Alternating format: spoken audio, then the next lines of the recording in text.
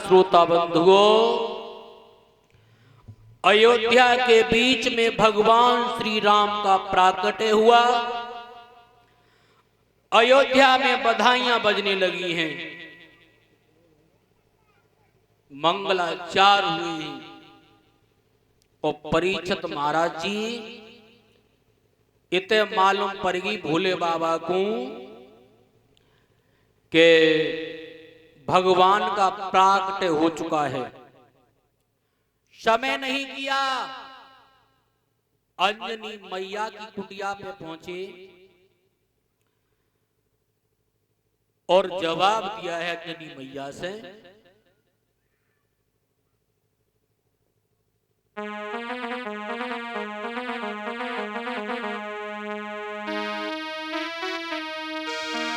अरे भोले बाबा और बनी मदारी,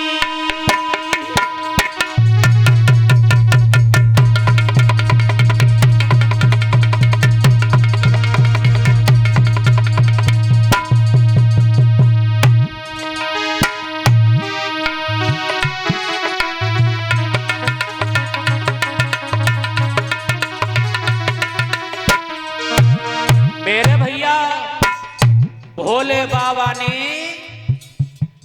डमरू हाथ में लो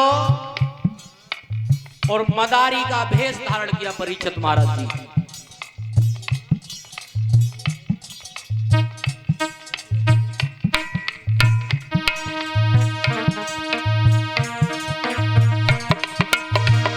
लालू ये ऐसा ही नहीं, अरे भोले बाबा बने रे मदारी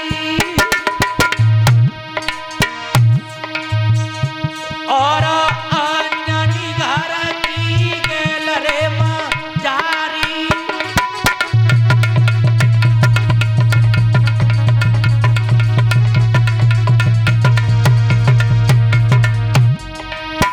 परीक्षित महाराज जी क्या बात है, नींद आ रही है का? भोले बाबा मदारी का भेष धारण करके अंजनी मैया की कुटिया पे पहुंचे और जवाब दिया है, मैया एक कर्म कर दे। कौन सा?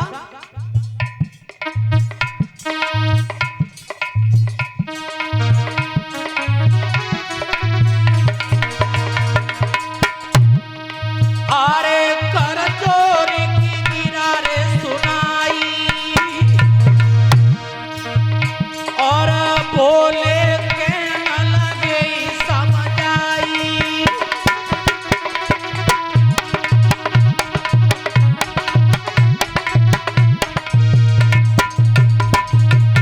हाथ जोड़ी की तब भोले की नाय पल भरी की देर लगाई।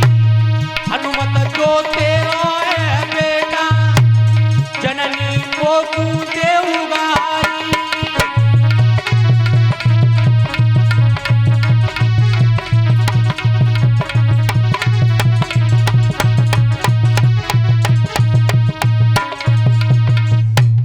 मैया जो हनुमान बेटा है तेरो बालले हमें दे दो, भगवान का प्राकट्य हो चुका है, मैं दर्शन करने के लिए अयोध्या में जा रहा हूं।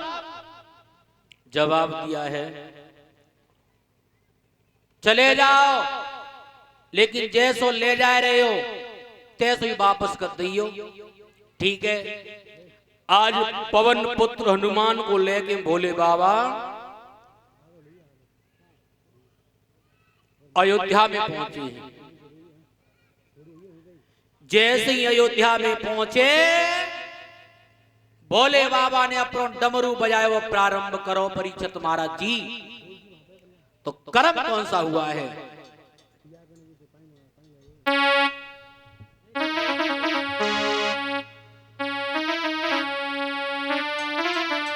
अरे रचायो शिवाजी नी खेल रचायो रचायो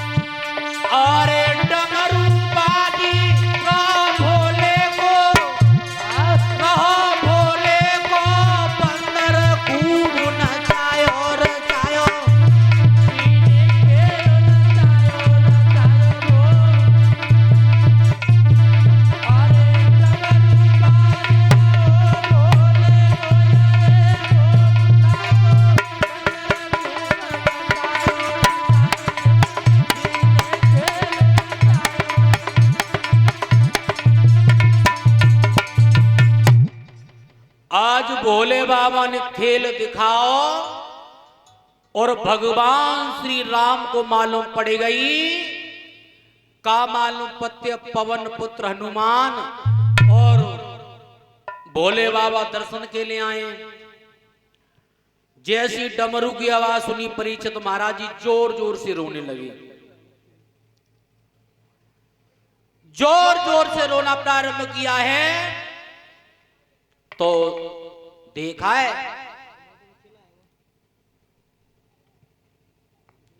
मैया ने, कौशल्या मैया ने गोद में लए श्री राम, जहां खेल हो रहा था पहुंच गई।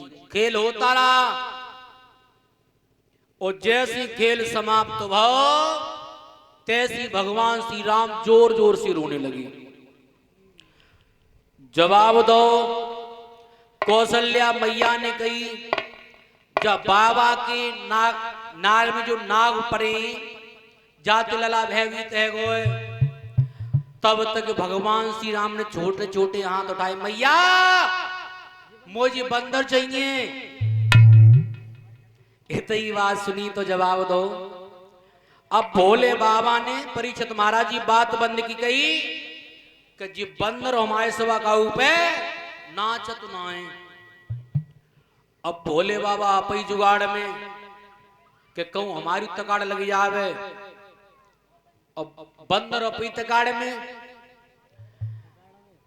ध्यान रखना श्रोता बंधुओं, तीनों लोग नाच रहे हैं उसकी एक इशारे पर, और भोले बाबा क्या कह रहे हैं कि जी बंदर का ऊपर नाच तो ना।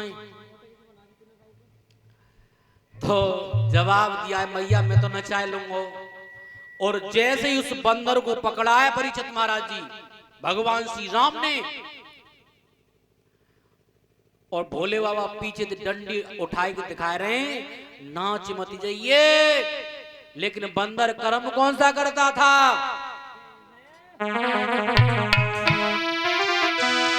अरे तब पैरा और बढ़ाए दो भैया सूदो।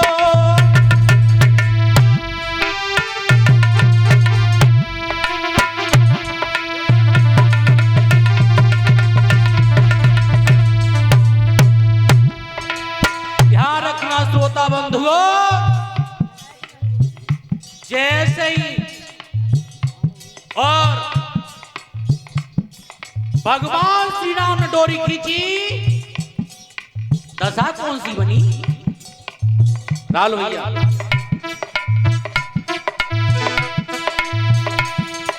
अरे तब पैरू बढ़ाए दो भैया कूदो,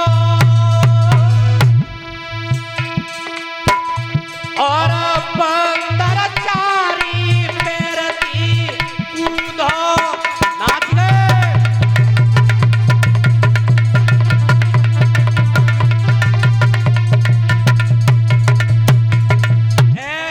भगवान श्री राम ने डोरी खींची, पवन पुत्र हनुमान चारों पैरन से कूद की नाची। भोले बाबा ने कह रहे मैं तो ते मने करी मत नाचिए मत नाचिए, लेकिन नहीं मानो। तो भोले बाबा क्या बोले?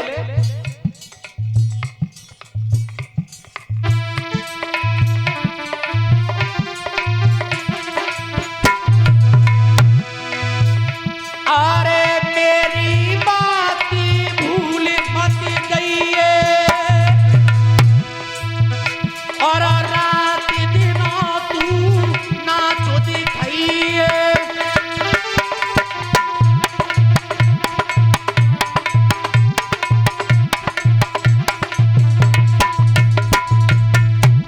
मैंने बहुत मने करी तो थे, नहीं मानो, अब नाच। इतनी बात कह के भोले बाबा चले गए। परीक्षित महाराज जी पवन पुत्र हनुमान भगवान श्री राम के घर पर कितने दिन तक रहे थे?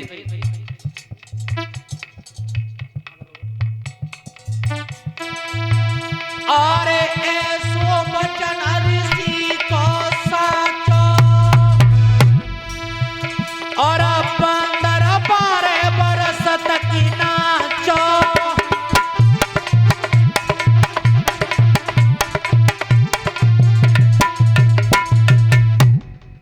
ध्यान रखना परीक्षित महाराज जी बंदर 12 वर्ष तक नाचा था।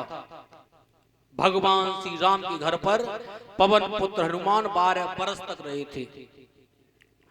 इधर ध्यान रखना, जिस समय रावण ने पूरे विश्व में सब राजाओं से टैक्स लिया था, जब टैक्स लिया तो अपने नौकरों से कहा है कोई बाकी तो नहीं रह गया, बाद में कोई जी नहीं कह पावे कि रावण ने हम तो टैक्स नहीं ले पाओ। जवाब दो महाराज, हमने टैक्स तो सबते ले लो है, लेकिन जो महात्मा आते का महात्मा रह गए। जवाब दिया है महात्माओं से मुझे टैक्स दीजिए। अब परीक्षित महाराज जी महात्मा पे कहां रोकड़ रखी है, पीताम्बर हटा दो महाराज, हम पे कछुना है, कछुना है तो तुम्हारे शरीर में खून तो है। आज उस दुष्ट ने कर्म कौन सा किया है, महात्माओं के और शरीर से खून खिंचवाया है, खून।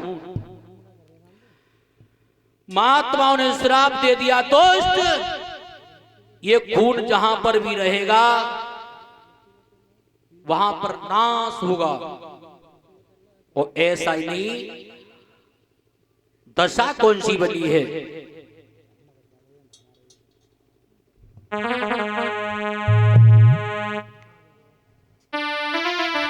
अरे विधि की गति कौन भैया जानी,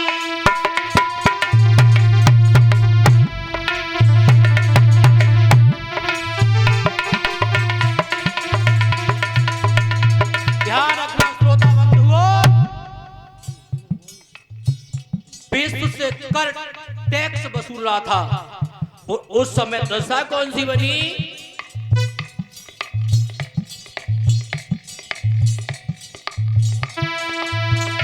अरे विधि की गति कौन भैया जानी,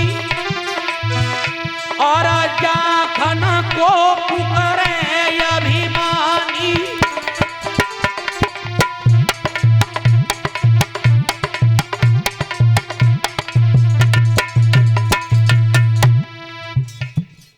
महात्माओं के शरीर से खून खिंचवा दिया था और महात्माओं ने श्राप दे दिया था कि जो खून जहां रहेगा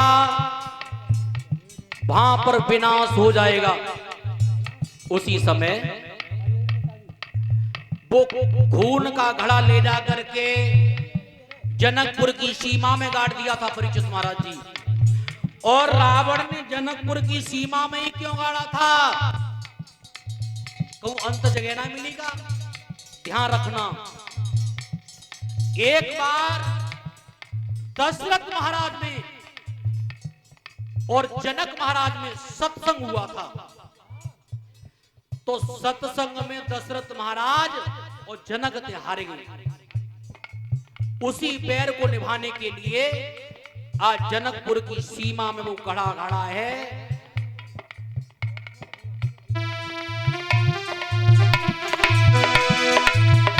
अरे आया मुनि पर गिरे अकुलानी,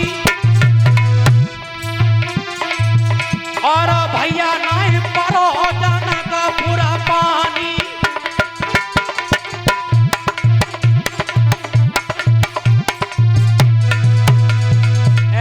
जनकपुर की सीमा में वर्षा नहीं हुई थी, सूखा पड़ गई थी,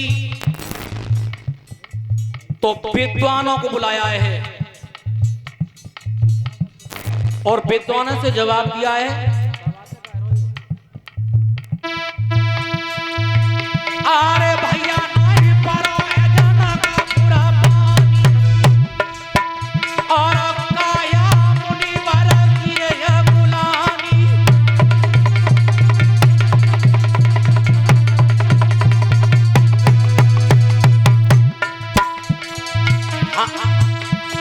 हाथ नमी तब पत्रा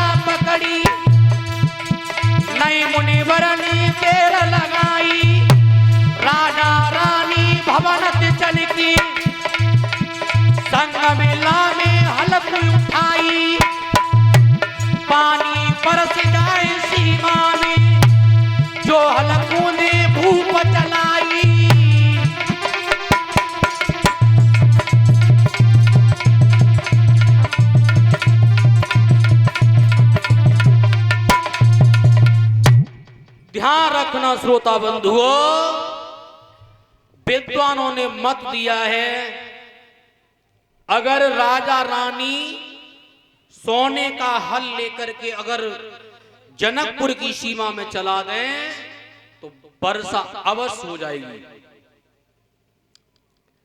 परीक्षित महाराज जी बेऊराज आए जो अपनी प्रजा के लिए हल चलाने के लिए तैयार हो गए थे, और अभय देव राजा देखे होंगे तो मने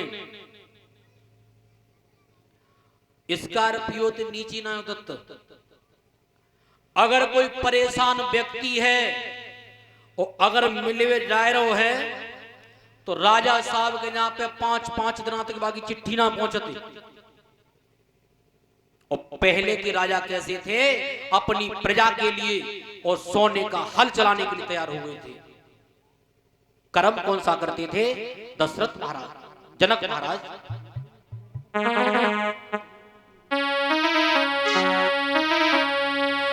अरे राजा जनक बनिया रहा रे,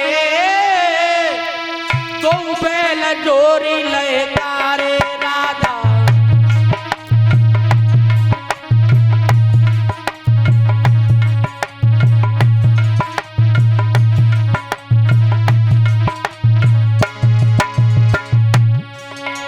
ताली बजा के बोल रहे हो परीक्षित महाराज जी, ताली बजा करके बोल रहे हो।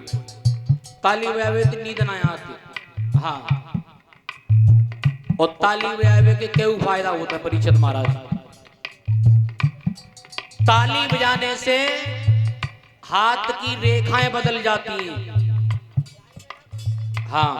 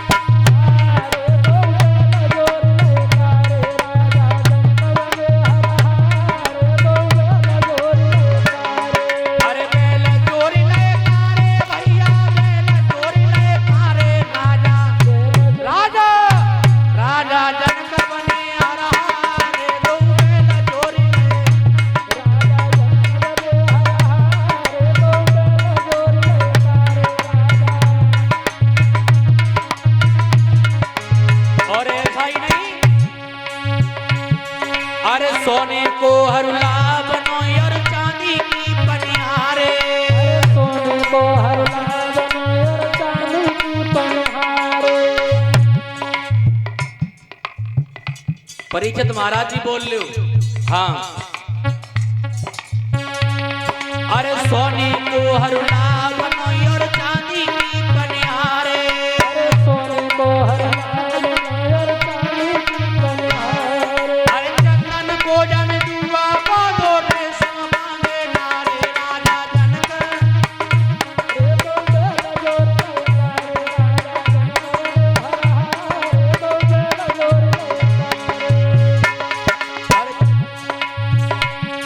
अरे बैल जोरी ले कारे भैया, बैल जोरी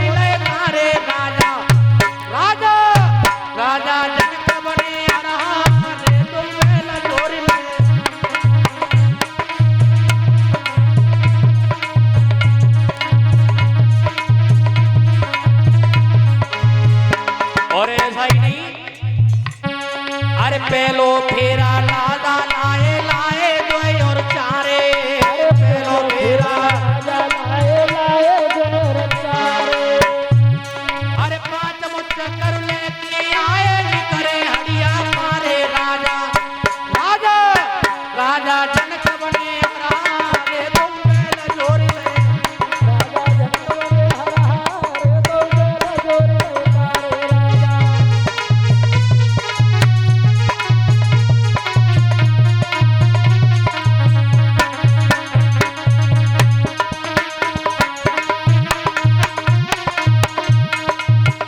नहीं जाऊंगी जसोदा के लाल तेरे संग नहीं जाऊंगी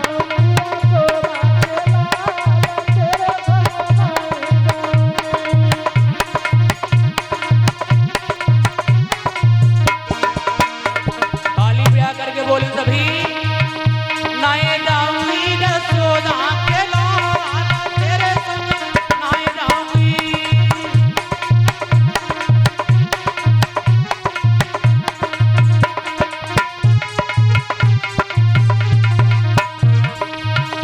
अरे तेरे संग जाऊंगी तो प्यासी मर जाऊंगी अरे तेरे संग जाऊंगी तो प्यासी मर जाऊंगी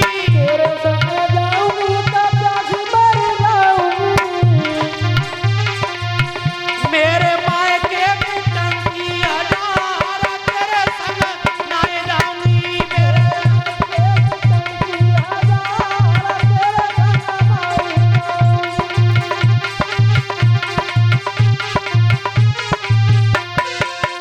नहीं जाऊंगी जसोदा के लाल तेरे संग नहीं जाऊंगी